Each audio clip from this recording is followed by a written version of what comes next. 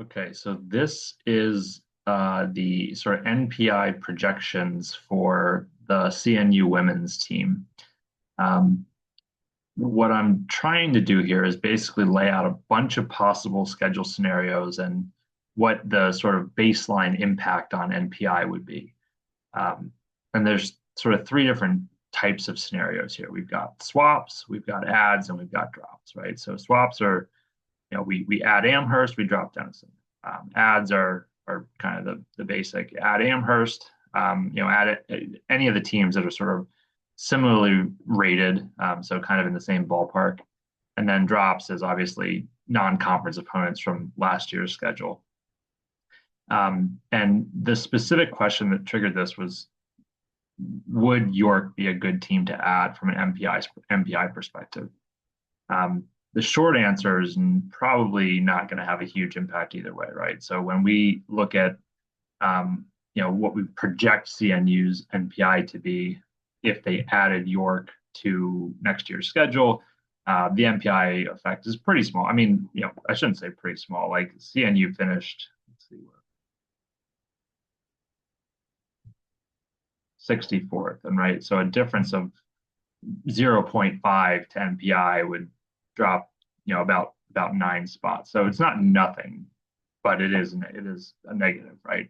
And I think that it's probably because if we look at the ELO ratings, right, like CNU would have 22% chance to beat York neutral field next year. And given York's conference, right, they don't have the same kind of NPI boost as a team like an Amherst, right? So whereas the chance of beating someone like St. John Fisher is only 8 percentage points more, the extra NPI boost is such that you would see a much more significant jump by adding them, right? And the jump here is basically saying, okay, if you added St. John Fisher, we have to look at the likely 70% of the time that you don't win that game and see what that would do to your NPI weighted to 70%. Then look at if you won the game, what would that do to your NPI, and then weight that by a 30%. Kind of collectively, that gets you to the numbers. That's where we end up with these numbers. And again, I mean, I think Amherst is a good example, right? There in NPI, they were right below York. But from an ELO perspective, York is a much better team, right? And I think that reflects the conference boost.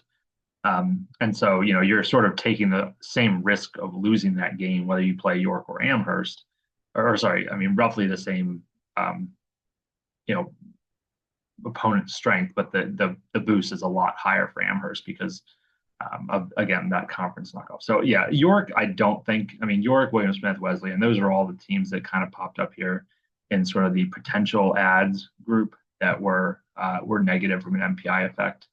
And the rest of these were positive. So, obviously it's not, we can just go out and schedule whoever we want, but it did look like that these are some of the teams that you might be more inclined to take a look at. Now, the other aspect of this is that, dropping teams is an option as well. I mean, I know we try and hit a certain number of games, but like dropping Denison was the fifth highest rated option here. And again, I mean, I think a lot of that is conference effects, right? So their win probability against is roughly the same as St. John Fisher, but by dropping Denison, you're not the reward of playing them from an MPI perspective is much lower, and as a result, it would sort of the numbers say that's a team that you would think about dropping, and then so now kind of when we put all this stuff together, now you've got that sort of the scenarios that say, well, what if we added Amherst and dropped Denison? And now again, logistically, is it possible that we could do this? I don't know.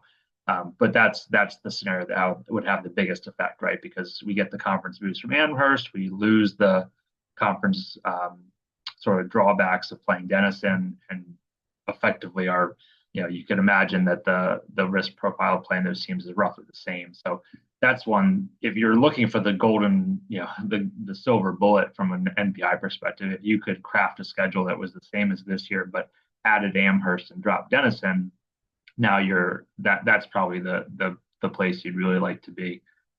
But again, I mean, the whole list here gives you some sense of like what those possibilities are. And so it's definitely been interesting to look at this. It was more complicated than I thought it would be, but it does give some insights. as to what would potentially be sort of some things to look at from a schedule perspective, all the way down to, there's a bunch of teams that you certainly would not want to drop from your schedule for next year. So, but yeah, so it's, like I said, there's a lot to this.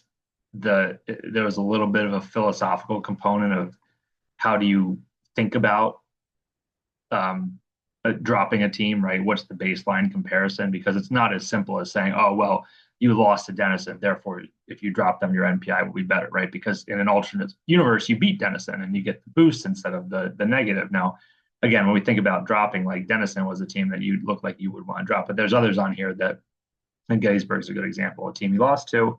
But the numbers say, if you take into account the fact that you could beat them and get that big MPI boost, it's a team that you wouldn't want to lose. So there's only two from last year's schedule that you'd say we might be better off without those. So I guess it'll be interesting to see if there's a bunch of teams clamoring to schedule the Amherst and St. John Fishers of the world. But like I said, that's for you guys. That's where if you're going to add a team, those are the ones I would look at.